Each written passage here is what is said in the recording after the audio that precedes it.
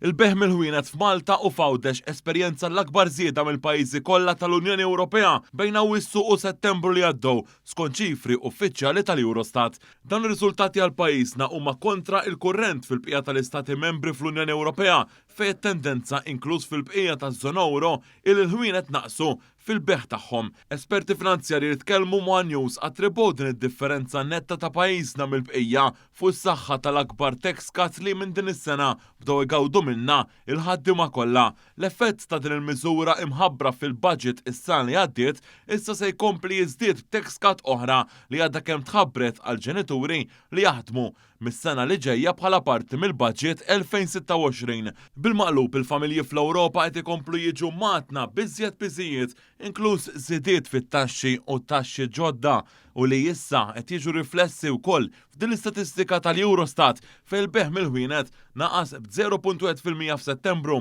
Il-ħwienet f'Malta bil-maqlub raw żieda ta' 1.7% li l-ogħla rata fl-Ewropa. L-uniku pajjiż li wkoll kiseb bħalna tali riżultat kien il-Lussemburgu.